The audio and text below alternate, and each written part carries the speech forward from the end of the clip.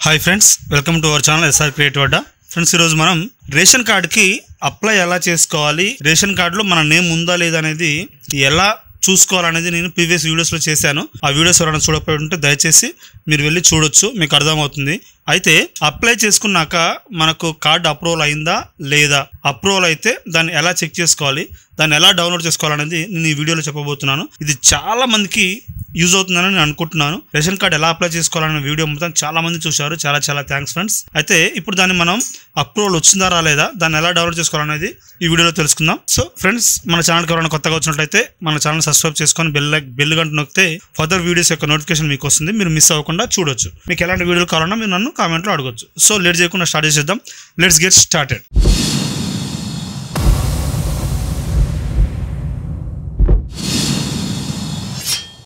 Friends ముందుగా మనం Google chrome కి వెళ్ళి ఒక వెబ్సైట్ సెర్చ్ చేయాలి EPDS.తెలంగాణ మనం తెలంగాణ వాస్తవ్యులం అయితే తెలంగాణ.gov.in అని కొట్టి సెర్చ్ చేస్తున్నాను నేను ఇది వెబ్సైట్ అన్నమాట ఇది నేను డిస్క్రిప్షన్లో కూడా లింక్ ఇస్తాను ఇక్కడ నుంచి కూడా మీరు ట్రై చేయొచ్చు సో ఓకే నేను తీసేసాను ఫస్ట్ FSC సెర్చ్ అని చూసారా FSC సెర్చ్ మీద నేను క్లిక్ చేశాను ఇక్కడ రేషన్ కార్డ్ సెర్చ్ దగ్గర FSC search FSC application search status of rejected ration card search అని ఉంది సో అయితే మనం FSC సెర్చ్కి వెళ్దాం ఫస్ట్ ఆప్షన్ FSC సెర్చ్కి వెళ్తే నేను ఫస్ట్ వీడియో చేశాను చూసారా రేషన్ కార్డులో మన నేమ్ ఉందా లేదా తెలుసుకోవడం ఎలా అనేది ఇది అనమాట FSC సెర్చ్ అనేది మీ దగ్గర FSC రెఫరెన్స్ నెంబర్ ఉన్నా రేషన్ కార్డ్ నెంబర్ ఉన్నా ఓల్డ్ రేషన్ కార్డ్ నెంబర్ ఉన్నా అయితే మనం కొత్త రేషన్ కార్డుకి అప్లై చేసుకుంటే కొత్త రేషన్ కార్డు మనకు రాకముందుకే ఓల్డ్ రేషన్ కార్డ్ నెంబర్ ఉంటుంది కదా ఆ రేషన్ కార్డ్ నెంబర్ సెర్చ్ చేసి కూడా మనం సెర్చ్ అంటే దాని డీటెయిల్స్ మనకు వస్తాయి ఇది ఎలాగో నేను ఆల్రెడీ వీడియో చేశాను అది చూడపోయి ఉంటే చూడండి నెక్స్ట్ వచ్చేసి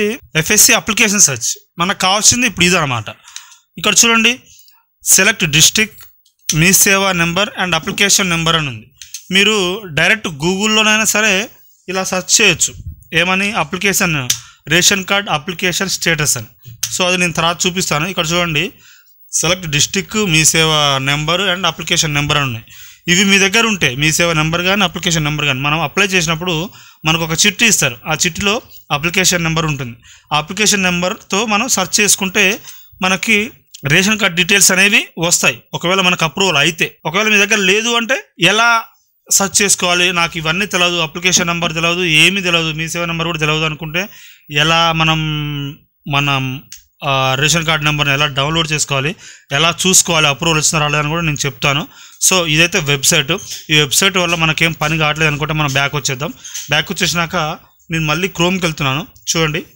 మళ్ళీ నేను క్రోమ్ ఓపెన్ చేస్తున్నాను క్రోమ్ ఓపెన్ చేసినాక ఇక్కడ నార్మల్గా మనకు అనిపించిందే నేను టైప్ చేస్తున్నా TS ration card application status అని టైప్ చేస్తున్నాను చూడండి ఈ వెబ్సైట్ నేమ్ కాదు ఏం కాదు జస్ట్ అట్లా సెర్చ్ చేశాను సెర్చ్ చేసినాక మనకి ఇక్కడ FSC అప్లికేషన్ సెర్చ్ అని ఉంది ఫస్ట్ వెబ్సైట్ ఓపెన్ చేయగానే చూసారా మనం ఇందాక ఓపెన్ చేసిందే వచ్చింది మనం EPDS.తెలంగాణ.gov.in కొట్టినా ఏం లేదు మీకు ఆ వెబ్సైట్ నేమ్ తెలియకపోయినా డైరెక్ట్ మీరు ఆ application status TS application status అని టైప్ చేసినా ఆడికే వెళ్తున్నాం మనం ఓకే సెలెక్ట్ డిస్ట్రిక్ట్ నేను డిస్ట్రిక్ట్ ఏంటో సెలెక్ట్ చేసుకుంటున్నాను చూడండి మాది నల్గొండ కాబట్టి నల్గొండని సెలెక్ట్ చేస్తున్నాను ఇక్కడ సెలెక్ట్ డిస్ట్రిక్ట్ మీ సేవా number application number and UID number అంటే ఆధార్ నెంబర్ సో అయితే ఇక్కడ మీ దగ్గర ఏది ఉన్నా దాని ద్వారా మీరు సెర్చ్ చేసుకోవచ్చు ఫస్ట్ డిస్ట్రిక్ట్ సెలెక్ట్ చేసుకున్నాను తర్వాత అప్లికేషన్ నెంబర్ బటన్ ఓకే చేసుకున్నాక మనకి ఇచ్చిన చిట్టిలో అప్లికేషన్ నెంబర్ ఉంటుందని చెప్పాను కదా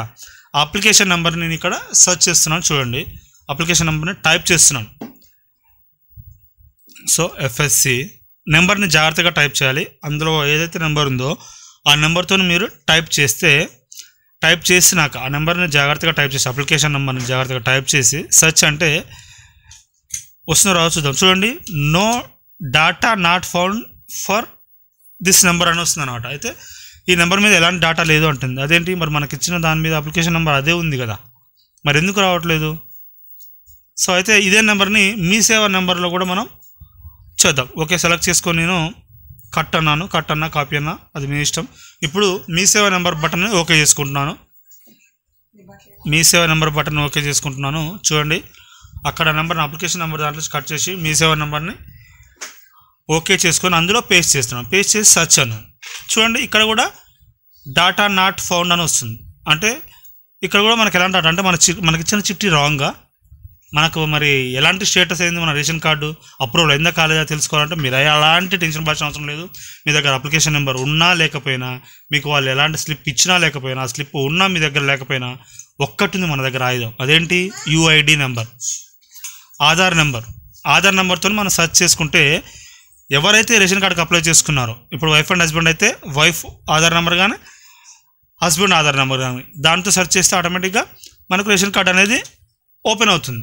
లేదు వైఫ్ అండ్ హస్బెండ్ అప్లై చేయలేదు, ఒక ఫ్యామిలీ అప్లై చేశారంటే, ఒక పర్సన్ అప్లై చేశారనుకుంటే ఆయన ఆధార్ నెంబర్ని యూఐడి నెంబర్ దగ్గర క్లిక్ ఇచ్చి అక్కడ బ్లూ బటన్ వెలుగుతుందంటే అది క్లిక్ ఇచ్చినట్టు అందులో నేను నెంబర్ కొడుతున్నాను. చూడండి, ఆధార్ నెంబర్ మాత్రం కొడుతున్నాను. ఆధార్ నెంబర్ మాత్రం మీకు తెలవాలి. అప్లికేషన్ నెంబర్ తెలియకపోయినా ఏం తెలియకపోయినా ఏం లేదు. ఆధార్ నెంబర్ కొట్టి సెర్చ్ అన్నాను. చూసారా, వచ్చింది అప్లికేషన్ నెంబర్, మీ సేవ application number, ration card number, card type, application status approved అని వచ్చింది. చూసారా, current status active, office name వచ్చేసి తిప్పర్తి, ఎఫ్పి షాప్ నెంబర్ అంటే అది మనకు రేషన్ ఇచ్చే షాప్ అనమాట. మన రేషన్ డీలర్ ఎవరైతే ఉన్నారో ఒక్కొక్క షాప్కి ఒక్కొక్క నెంబరు అలాట్ చేసి ఉంటుంది గవర్నమెంట్, ఆ నెంబర్ అనమాట అది. సో నెక్స్ట్ వచ్చేసి గ్యాస్ కనెక్షన్ ఉందా అంటే నో. కన్జ్యూమర్ నెంబర్ 0 అంటే గ్యాస్ కనెక్షన్ లేనప్పుడు కన్జ్యూమర్ నెంబర్ ఎలా ఉంటుంది? టీఎస్ ఎలిజిబుల్ వచ్చేసి నాట్ ఎలిజిబుల్ ఉంటుంది. అదేంటో మాత్రం నాకు తెలియదు, నేను చెప్పట్లేదు. ఓకే, ఇక్కడ చూడండి రేషన్ కార్డు మెంబర్స్ డీటెయిల్స్ అనేది ఇక్కడ ఇద్దరు members wife and husband apply చేసుకున్నారు. మీ సేవ నెంబర్ దగ్గర నెంబర్ సేమ్ ఉంది, ఆధార్ నెంబర్స్ దగ్గర ఇంటూ ఉన్నాయి, అవి కనపడవద్దు కాబట్టి మెంబర్స్ నేమ్ వచ్చేసి చూడండి వైఫ్ అండ్ హస్బెండ్ నేమ్స్ వచ్చాయి, ఫీమేల్ మేల్, ఇక్కడ అప్రూవ్డ్ అని వచ్చింది. అంటే వీళ్ళకి రేషన్ కార్డ్ అప్రూవ్డ్ అయ్యింది అని అర్థం అనమాట.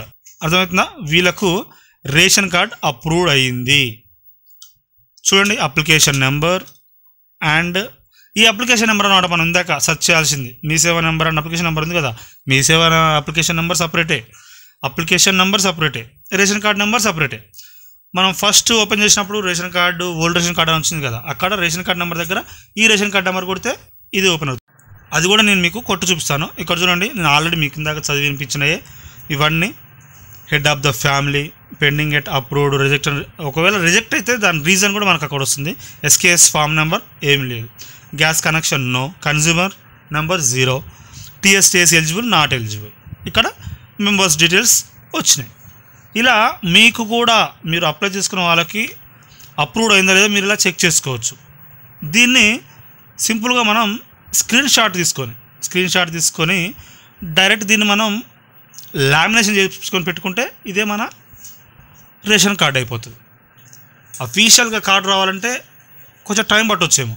ఇక్కడ మీకు అప్రూవ్డ్ అని వచ్చిన తర్వాత మీరు మొబైల్ అయినా సరే, పీసీ అయినా సరే, అంటే సిస్టమ్ అయినా సరే డైరెక్ట్ స్క్రీన్ షాట్ తీసుకొని దాన్ని మనం సేవ్ చేసుకోవచ్చు, లామినేషన్ చేసుకొని దగ్గర పెట్టుకోవచ్చు. సో దాని ద్వారా మనం అప్రూవ్డ్ అయిందంటే కథం, నెక్స్ట్ నుంచి మనం రేషన్ తీసుకోవచ్చు. చాలామంది మేము అప్లై చేసాం బట్ మా వైఫ్ది ఒక దగ్గర, మా హస్బెండ్ది ఒక దగ్గర, మా పిల్లలది ఒక దగ్గర ఉన్నది అంటున్నారు. దయచేసి నేను రీసెంట్గా చేసిన వీడియోని చూడండి ఎలా అప్లై చేయాలనేది. దాంట్లో నేను డీటెయిల్డ్గా చెప్పాను. కంపల్సరీ మీరు మీ పాత రేషన్ కార్డు నుండి మీ పేర్లు తొలగించుకోవాలి. తొలగించుకున్న తర్వాతనే కొత్త రేషన్ కార్డు అప్లై చేసుకోవాలి. అప్లై చేసుకుంటేనే అప్రూవల్ వస్తుంది, లేకపోతే రాదు. దయచేసి ఇది గమనించండి. మీకు అప్రూవ్డ్ అని వచ్చిందంటే ఆటోమేటిక్గా మీకు ఆ రేషన్ కార్డు అప్రూవల్ వచ్చినట్టే, మీరు రేషన్ తీసుకోవచ్చు అన్నట్టే. ఇది మాత్రం మీరు గమనించండి. అప్రూవల్ రాలేదంటే కొంచెం టైం పడుతుందని అనుకోండి. లేదా మీకు ఇంకేమన్నా కోడ్ ద్వారా అప్రూవల్ పెండింగ్ వస్తే దానికి కూడా ఏదో ఒక రీజన్ ఉంటుంది. దాన్ని కూడా నేను డీటెయిల్గా నెక్స్ట్ వీడియో చేస్తాను కంపల్సరీగా. ఇప్పుడు చూడండి, నేను స్క్రీన్ షాట్ తీసుకుంటున్నాను. ఆన్లైన్లో పీసీలో స్క్రీన్ షాట్ తీసుకుంటున్నాను. స్క్రీన్ షాట్ తీసుకోవడం ఏం లేదు, విండో షిఫ్ట్ ఎస్ పట్టుకుంటే మనకు ఆ స్క్రీన్ షాట్ తీసుకునే ఆప్షన్ వస్తుంది. సెలెక్ట్ చేసుకొని దాన్ని నేను సేవ్ అంటున్నాను. ఇలా జాగ్రత్తగా సేవ్ చేసుకొని పెట్టుకొని దీన్ని డైరెక్ట్ మనం వెళ్ళి లామినేషన్ చేయించుకోవచ్చు. లామినేషన్ చేయించుకుంటే అది మనకు ఒక కార్డ్ అయిపోతుంది. చూడండి, రేషన్ కార్డ్ అనే నేమ్ తోటి నేను సేవ్ చేసుకుంటున్నాను. సో అయితే ఇది అయిపోయింది. మన ఫస్ట్ ఆప్షన్ ఉంది కదా, ఫస్ట్ ఆప్షన్లో ఎలా సెర్చ్ చేయాలని, రేషన్ కార్డ్ నెంబర్ తెలిస్తే ఎలా అని చూడండి. ఫస్ట్ ఆప్షన్కి వెళ్ళాను. ఇక్కడ మనకు రేషన్ కార్డ్ నెంబర్ తెలిస్తే రేషన్ కార్డ్ నెంబర్ దగ్గర బటన్ ఇవ్వాలి, అంటే క్లిక్ ఇవ్వాలి. క్లిక్ ఇచ్చి ఆ రేషన్ కార్డ్ నెంబర్ని ఇక్కడ మనం అక్కడ నేను కాపీ చేసుకొని ఇక్కడ పేస్ట్ చేశాను. పేస్ట్ చేసి సెర్చ్ అన్నాను. చూడండి, సేమ్ యాజ్ ఇట్ ఈజ్ అదే కార్డు మనకు ఓపెన్ అయింది. New ration card number, FSC reference number, card type, application status approved, application number, SK form number, office name. అంటే ఇవన్నీ అందులో ఒక టైప్ ఉంటుంది, ఇందులో ఒక టైప్ ఉంటుంది, బట్ సేమే. మీకు అది కావాలన్నా స్క్రీన్ షాట్ తీసుకొని సేవ్ చేసుకొని పెట్టుకోవచ్చు, ఇది కావాలన్నా స్క్రీన్ షాట్ చేసుకోవచ్చు. చూడండి, దీన్ని కూడా నేను స్క్రీన్ షాట్ తీసుకుంటున్నాను. ఏదైనా అదే డీటెయిల్స్. సో ఇలా మనం సేవ్ చేసుకొని దాని లామినేషన్ చేసుకొని పెట్టుకుంటే నెక్స్ట్ మనం రేషన్ తీసుకోవడానికి అది మనకు చాలా ఉపయోగపడుతుంది. ఫ్రెండ్స్, ఈ వీడియో మీకు నచ్చిందని అనుకుంటున్నాను. కంటిన్యూగా ఎందుకు చేశాను రేషన్ కార్డు గురించి అంటే, ఇప్పుడు చాలామంది దాని గురించి సఫర్ అవుతున్నారు. మళ్ళీ నేను ఎలా అప్లై చేసుకోవడం చెప్పి ఎలా అప్రూవల్స్ని చూసుకోవడం పెట్టకపోతే మీరు ఇబ్బంది పడతారన్న ఒకే ఒక ఉద్దేశంతోనే కంటిన్యూ వీడియో నేను మళ్ళీ రేషన్ కార్డు గురించే పెడుతున్నాను. ఫ్రెండ్స్, ఇది గమనించండి.